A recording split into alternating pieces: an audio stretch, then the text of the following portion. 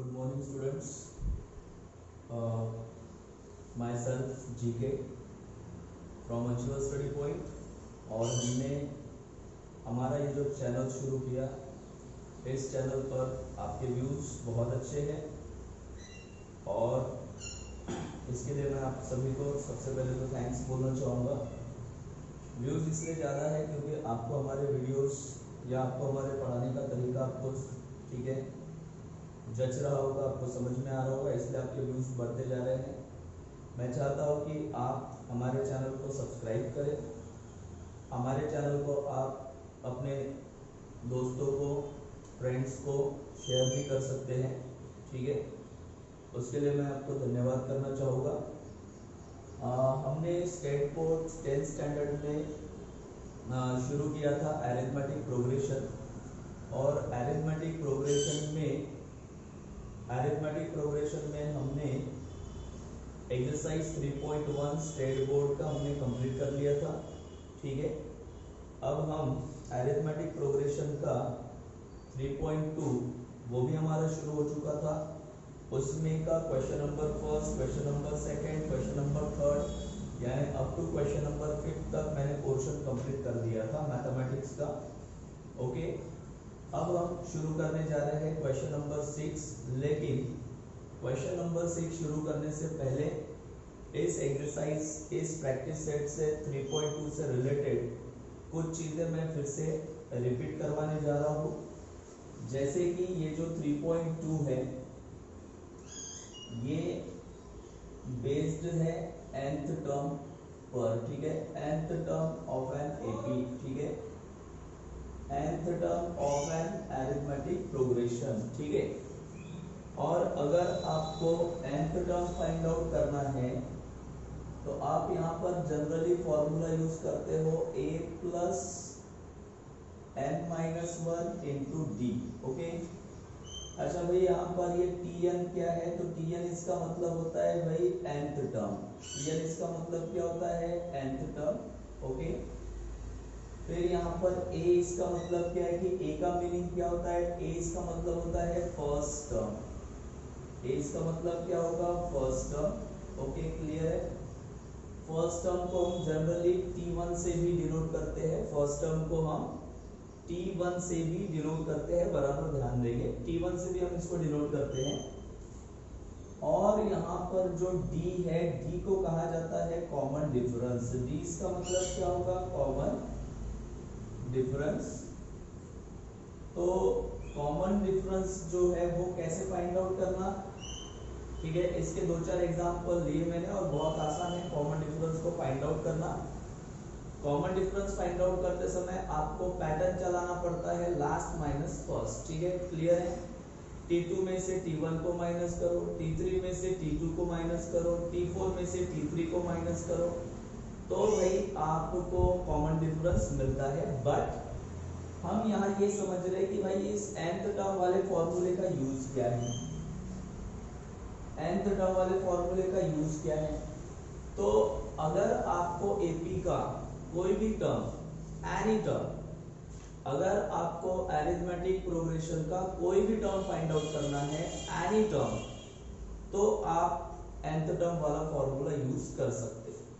For example, अगर आपको 10th term find out करना है तो आप nth टर्म वाला फॉर्मूला अप्लाई करो। फॉर एग्जांपल, आपको 20th टर्म फाइंड आउट करना है तो आप nth टर्म वाला फॉर्मूला यूज कर सकते हो। अगर मान लो आपको 100th टर्म फाइंड आउट करना है तो आप nth टर्म वाला फॉर्मूला यूज कर सकते हो भाई, ठीक है। तो nth टर्म वाला फॉर्मूला कब यूज करते हैं, जब आपको एपी का कोई भी टर्म फाइंड आउट करना है, कोई भी एक इंडिविजुअल टर्म, कोई भी एक इंडिविजुअल टर्म अगर आपको फाइंड आउट करना है तो आप nth टर्म वाला फॉर्मूला यूज करोगे, ठीक है, क्लियर है। और nth टर्म वाला फॉर्मूला क्या कहता है, nth टर्म वाला फॉर्मूला है nth term equals to a plus n-1 into D, okay. तो ये जो फॉर्मूला है इससे रिलेटेड मैंने आपको कुछ प्रॉब्लम्स भी पढ़ाए हैं, आप उन वीडियोस को एक बार रिपीटेशन में देख लीजिए। अब हम क्वेश्चन नंबर 6 शुरू करने जा रहे हैं। क्वेश्चन नंबर 6 बराबर ध्यान देंगे। क्वेश्चन नंबर 6 में कहा गया है भाई how many 3 digit natural numbers are divisible by 5। ठीक है, बराबर ध्यान देंगे।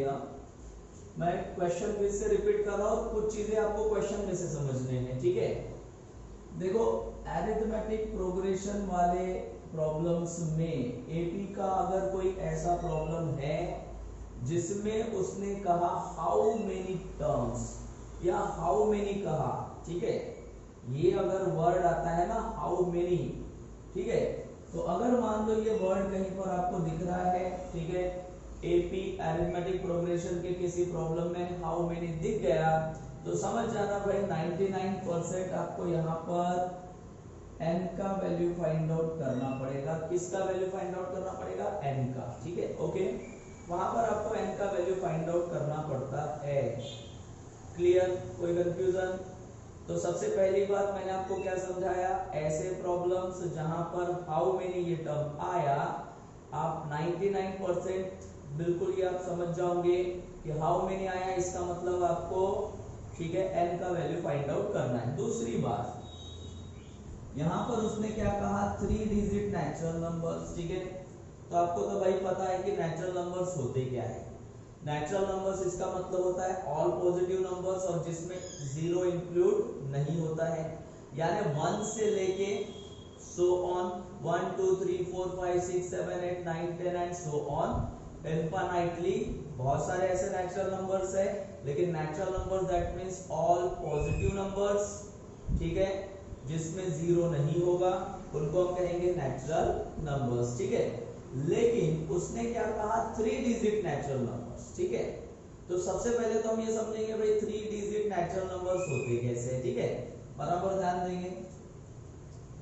देखो 1 से लेके 9 तक, 1 to 9, ओके, इनको कहा जाता है 1 डिजिट।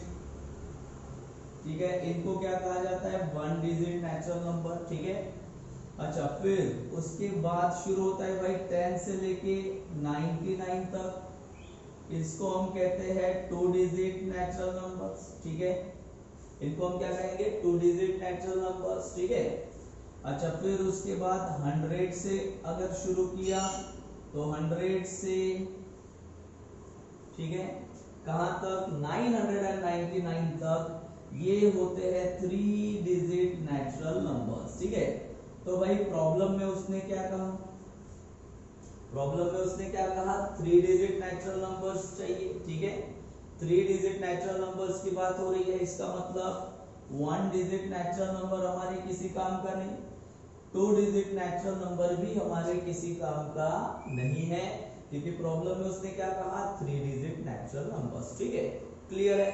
बट ये जो 3 डिजिट नेचुरल नंबर्स है, ये कैसे चाहिए हमें, डिविजिबल बाय 5। ठीक है, ठीक है, डिविजिबल बाय 5। ठीक है, क्लियर?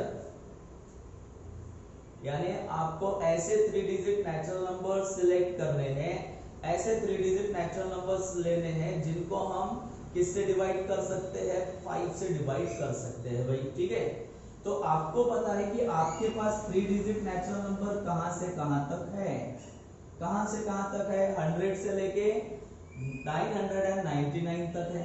तो हम क्या करेंगे, हम 3 डिजिट नेचुरल नंबर्स, ऐसे 3 डिजिट नेचुरल नंबर्स का सिलेक्शन करेंगे, ऐसे 3 डिजिट नेचुरल नंबर्स सिलेक्ट करेंगे, ढूंढेंगे जिनको हम 5 से डिवाइड कर सकते हैं।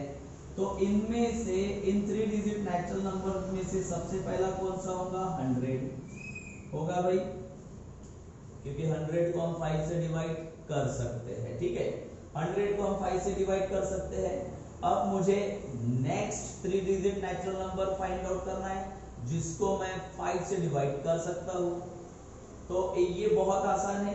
अगर इसके बाद वाला नंबर चाहिए मुझे जिसको हम 5 से डिवाइड कर सकते हैं, तो 5 को ऐड कर दो, तो ये हो जाएगा 105। क्लियर? 105 यानी 105 को भी आप 5 से डिवाइड कर सकते हैं। अच्छा, फिर उसके बाद ये नेक्स्ट थर्ड वाला फाइंड आउट करना है, तो वो हो जाएगा 110। यानी 5 से डिविजिबल 3 डिजिट नेचुरल नंबर चाहिए, तो पहला नंबर आप ढूंढ लो और नेक्स्ट ठीक है। नेक्स्ट नेचुरल नंबर के लिए आपको 5 को ऐड करते जाना है, यानी 105, ठीक है, 110, फिर उसके बाद यहां पर आएगा 115। Okay clear.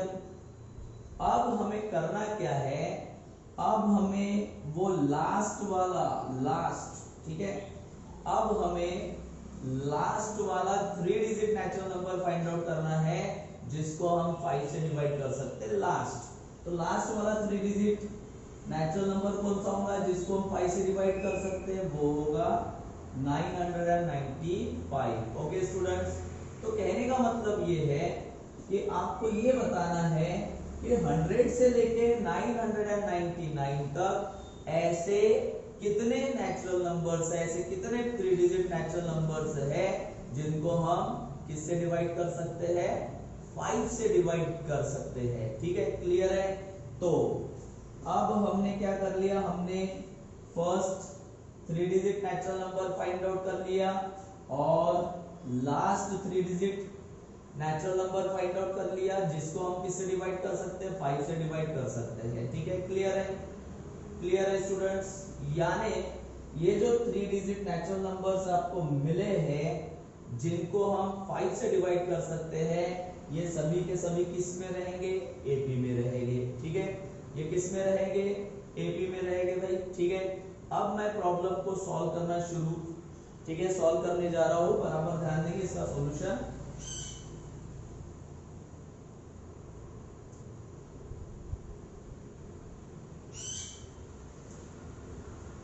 चलो फिर से मैं रिपीट कर रहा हूं, how many 3 digit natural numbers are divisible by 5। ठीक है, यानी ऐसा अगर प्रॉब्लम आया कि उसने कहा है कि ऐसे कितने 3 डिजिट नेचुरल नंबर्स है जिनको हम 5 से डिवाइड कर सकते हैं, तो उनमें सबसे पहले तो आपको वही 3 digit natural numbers find out करने पड़ेंगे जिनको आप, ठीक है, 5 से डिवाइड कर सकते हैं। तो सॉल्यूशन में सबसे पहले तो आपको ये नंबर्स ही लिखने पड़ेंगे जो आपने फाइंड आउट किए, सेलेक्ट किए हैं, जिनको आप 5 से डिवाइड कर सकते हैं। तो यहां पर हम लिखेंगे 100, 105, 110, 115, dash dash dash, so on, और लास्ट नंबर रहेगा 5 are the 3 digit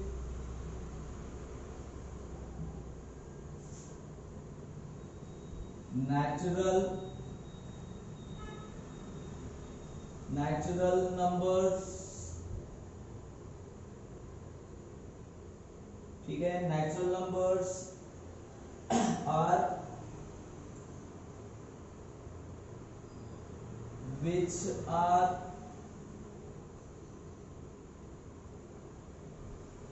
divisible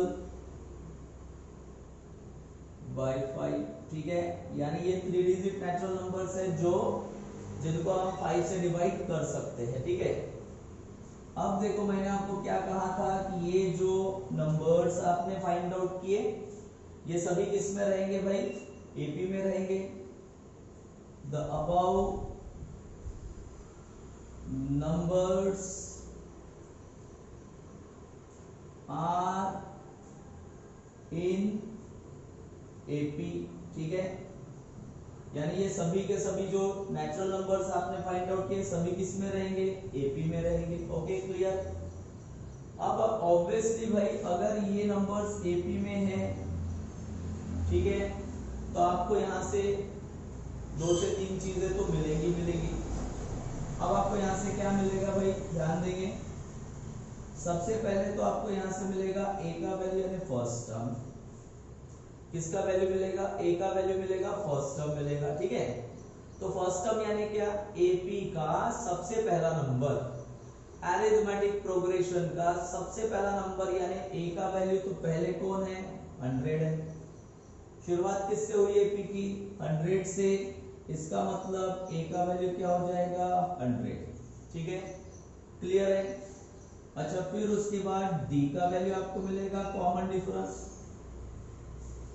common difference आपको मिलेगा। देखो यहाँ लास्ट माइनस फर्स्ट करके देखो, अगर आपने लास्ट माइनस फर्स्ट किया, लास्ट माइनस फर्स्ट यानी 105 में से 100 माइनस करो, 110 में से 105 माइनस करो, 115 में से 110 माइनस करो, तो कॉमन डिफरेंस आपको कितने का मिलेगा? 5 का मिलेगा भाई, ठीक है।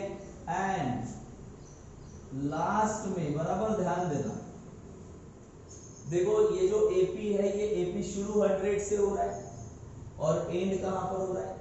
999 पर। एपी शुरू कहां से हो रहा है? 100 से। एंड कहां पर हो रहा है? 999 पर। यानी ये इस एपी का लास्ट टर्म है, ये इस एपी का क्या है? लास्ट टर्म है। और इसी लास्ट टर्म को हम कंसीडर करते हैं nth टर्म, और nth टर्म इक्वल्स टू आपको क्या मिलेगा? 995। ओके स्टूडेंट्स, तो nth टर्म आपको क्या मिला? 995। ओके क्लियर है? ठीक है, जो एपी का लास्ट टर्म होगा, ठीक है, आखिरी वाला टर्म होगा, उसी को हम कंसीडर करते हैं nth टर्म यानी tn। तो tn इक्वल्स टू क्या हो गया? 995। अब आपको ये डिसाइड करना है कि भाई हम यहाँ पर फॉर्मूला कौन सा अप्लाई करेंगे। तो एकदम सिंपल है, यहाँ nth टर्म दिया हुआ है, गिवन है nth टर्म। अगर भाई यहाँ पर nth टर्म दिया है, इसका मतलब ये है कि हम यहाँ पर nth टर्म वाला फॉर्मूला यूज करेंगे by using nth term formula. ठीक है भाई, तो nth टर्म फॉर्मूला यूज कर लो। अच्छा, nth टर्म फॉर्मूला हमारे पास क्या है? nth term equals to a plus n minus 1 into d. Clear है? अब आपके पास जो भी वैल्यूज है फॉर्मूले में सब्स्टिट्यूट करते जाओ, तो आपके पास nth टर्म है, कितना है? 995 है। a का वैल्यू कितना है? 100 है, प्लस n का वैल्यू नहीं, n का वैल्यू हमें फाइंड आउट करना है, तो n माइनस 1 इंटू क्या हो जाएगा? d, सॉरी d यानी कॉमन डिफरेंस। तो कॉमन डिफरेंस हमारे पास क्या है? 5 है। ओके भाई, क्लियर है? अच्छा, देन उसके बाद आप ये 995 को एज इट इज रख लो भाई, 100 भी एज इट इज रहेगा, और 5 से आप मल्टीप्लाई कर दो। 5 से आप मल्टीप्लाई कर देंगे तो 5 into n 5n, 5 into minus 1 minus 5। Clear है?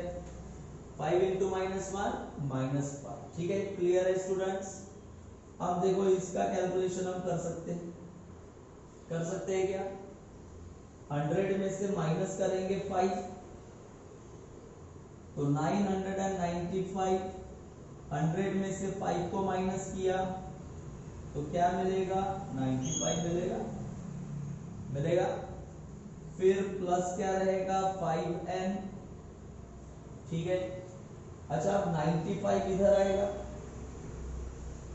95 यहां पर आएगा, है ना? 95 इधर आएगा कि नहीं आएगा? क्लियर है? तो 95 अगर इधर आएगा तो प्लस 95 का क्या होगा? माइनस 95। प्लस 95 का क्या होगा? माइनस 95। ठीक है, तो आपको स्टेप देखो कैसा मिलेगा। 995 माइनस होगा 95 इक्वल्स टू यहां पर रहेगा 5n। ओके भाई, क्लियर? अच्छा, देन उसके बाद 995 माइनस 95 कर लो, तो ये आपको मिलेगा भाई 5n इक्वल्स टू 995 में से 95 माइनस किया तो क्या मिला? 900 मिलेगा। ओके, और फिर 5 को आप ट्रांसफर कर दो, तो 5 को जैसे ही हमने ट्रांसफर किया तो n इक्वल्स टू 900 अपॉन क्या हो जाएगा? 5। 900 अपॉन क्या हो जाएगा? 5, क्योंकि मल्टीप्लिकेशन का डिवाइड हो जाएगा, डिवीजन में जाएगा। और यहां पर आपको भाई n का वैल्यू मिलेगा, ठीक है? 5 1 जा 5, 5 1 जा 5, 4 बचा, 5 8 जा 40, ठीक है? और ये रिमेनिंग 0। ओके, तो आपको यहाँ पर n का वैल्यू क्या मिला 180, ठीक है। और मैंने आपको क्या कहा था कि भाई जहां पर हाउ मेनी आया, जहां पर हाउ मेनी आता है समझ जाना, वहां पर आपको किसका वैल्यू फाइंड आउट करना है भाई, n का वैल्यू फाइंड आउट करना है। और n यानी क्या, n इसका मतलब नंबर ऑफ टर्म्स, n इसका मतलब क्या होता है नंबर ऑफ टर्म्स, ठीक है। तो ऐसे कितने नंबर्स है, ऐसे कितने 3 डिजिट नंबर्स है, ठीक है, जिनको हम, ठीक है, 5 से डिवाइड कर सकते हैं। तो ऐसे कितने 3 डिजिट नेचुरल नंबर्स है, ठीक है, 180 नेचुरल नंबर्स है जिनको हम 3 से डिवाइड, सॉरी 5 से डिवाइड कर सकते हैं। तो यहां पर हम लिखेंगे therefore there are 180 3 digit natural numbers which are divisible by 5, ठीक है, which are divisible by 5, ठीक है। क्लियर है स्टूडेंट्स, बहुत ही सिंपल सा क्वेश्चन था एंड आई होप सो आपको ये समझ में आया होगा बिल्कुल। और इसी के जैसा कोई और क्वेश्चन, इंपॉर्टेंट क्वेश्चन लेते हैं। क्वेश्चन नंबर हम शुरू करते हैं 7, क्वेश्चन नंबर 7 शुरू करने जा रहा हूं मैं।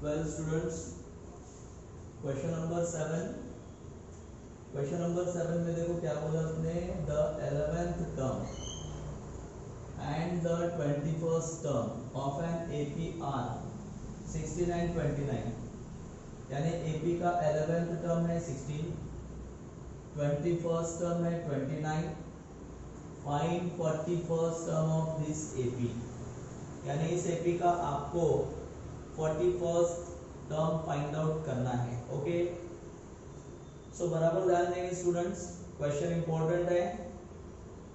देखो यहाँ पर सबसे पहले तो हम ये देखेंगे कि भाई गिवन क्या है ना, क्या दिया हुआ है। तो यहाँ पर आपको दिया हुआ है 11th टर्म, ठीक है, 11th टर्म आपको दिया है यहाँ पर 16 एंड और 21st टर्म यानी T21, 21st टर्म इसका मतलब T21, 21st टर्म आपको दिया है यहाँ पर भाई 29, क्लियर है, क्या दिया है 29 दिया हुआ है, ठीक है। और आपको 41st टर्म फाइंड आउट करना है, एकदम सिंपल है। सबसे पहले तो हम इस एपी का, ठीक है, फर्स्ट टर्म और कॉमन डिफरेंस लेट कर लेंगे। Let a be the first term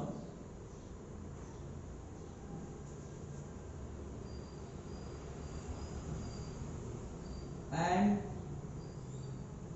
D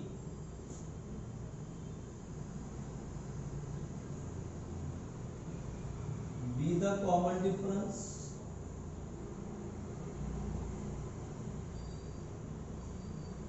of this AP। Okay, इस AP का हमने A ये कॉमन डिफरेंस और D जो है, सॉरी A ये फर्स्ट टर्म और D जो है ये कॉमन डिफरेंस हमने लेट कर दिया।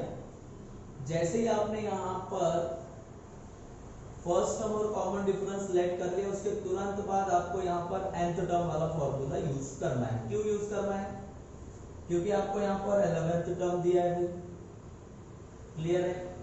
आपको यहाँ पर 21st टर्म दिया है, 11th टर्म दिया है, 21st टर्म दिया है, तो नेचुरल है हम यहाँ पर कौन सा फॉर्मूला यूज करेंगे? nth टर्म वाला फॉर्मूला यूज करेंगे। बाय यूजिंग कौन सा फॉर्मूला भाई? nth term formula. तो nth टर्म फॉर्मूला यूज कर लो, by using nth term formula. Okay, clear है? कोई कंफ्यूजन है? By using nth term formula, ठीक है भाई। अच्छा, nth टर्म फॉर्मूला यूज करेंगे तो लिख लेते हैं nth term equals to a plus n minus 1 into D. Okay, पहला nth टर्म फॉर्मूला आप अप्लाई करोगे 11th टर्म के लिए, तो यहाँ चेक कर लो, यहाँ 11 है, तो हम यहाँ पर n की जगह क्या रखेंगे? 11 रखेंगे। तो मैंने अगर यहाँ पर n की जगह 11th रखा तो ये हो जाएगा इक्वल्स टू a रहेगा एज इट इज प्लस, हमने n को रिप्लेस किया किससे? 11 से, इसलिए यहाँ पर रखेंगे 11 माइनस 1 इंटू डी।